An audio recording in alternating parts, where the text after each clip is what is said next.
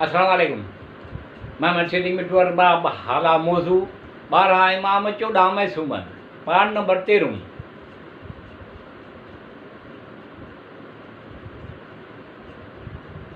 पंहिंजनि ज़मीन वारी मिल्कियत लाइ दफ़्तर बरदार थी हारीअ जी हैसियत सां उन ते पोखी कंदा ऐं पैदावार जो अधु हिसो हुज़ूर सल्लल्लाहु अलैहि वसल्लम जिन खे ॾींदा। उन ठाह जे नतीजे में फिदक जो इलाइक़ो हुज़ूर सल्लल्लाहु अलैहि वसल्लम जिन जी ज़ाती मिल्कियत करार थियो। छो जो इस्लामी कानून मूजिबि जेके इलाइक़ा मुस्लमाननि जे लश्करकशी ऐं जंग जे नतीजे में फतह थियनि था उहे गनीमत सॾिया वेंदा आहिनि ऐं उन्हनि में मुस्लमाननि जो हक़ हूंदो आहे।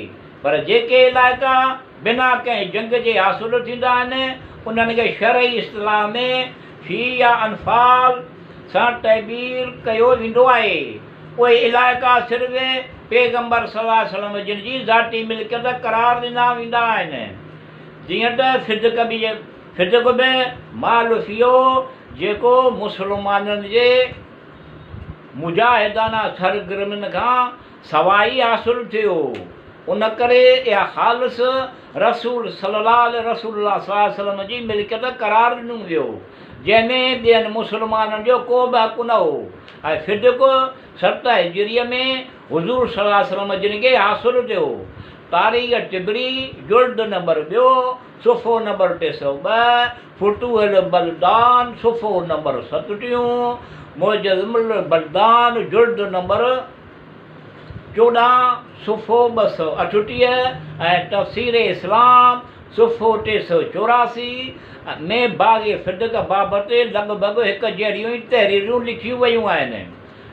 अल्लामा जलालुद्दीन सेवटी तफ़सीर दरुल मंसूर में लिखे थो त बज़ार अबू बैली ऐं इब्न हातिम अबू सईद हज़री खां रिवायत कई आहे त जॾहिं आयत आज़ल कुर्बा हक़ा यानी ए रसूल सल्लल्लाहु अलैहि वसल्लम कराबत वारनि खे उनजो हक़ु ॾेई छॾियो नाज़िल थी त हुज़ूर सल्लल्लाहु अलैहि वसल्लम जिन सैयदा फातिमा ज़ुहरा सलामुल्लाह अलैहा खे बाग़ फिदक हुबा करे ॾिनो। तफ़सीर इस्लाम सुफ़ो 384 मूजिबि अल्लामा सेवटी इब्न बरदूदिया इब्न अब्बास खां बि अहिड़ी रिवायत वरिती आहे। तफ़सीर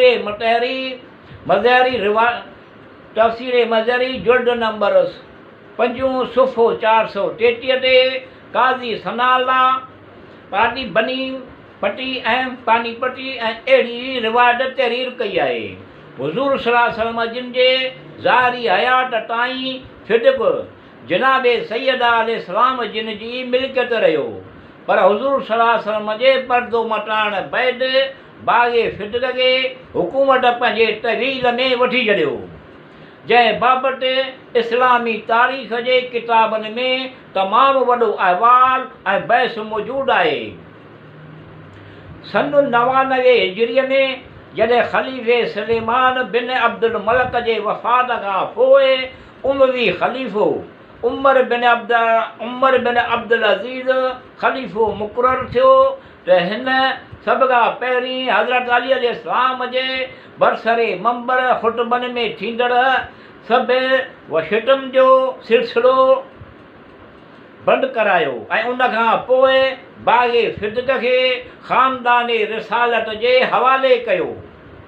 इमाम मुहम्मद बाक़र अलैहिस्सलाम जिन जो फ़रमानु आहे त हर क़ौम में को न को सादतमंद ज़रूरु थींदो आहे। उमर बिन अब्दुल अज़ीज़ बनु उमया में सालियो मर्द हो। शाह वलीउल्लाह मुहद्दिस दहलवी लिखे थो त उमर बिन अब्दुल अज़ीज़ पंहिंजे दौर जो मुजद्दिद हो।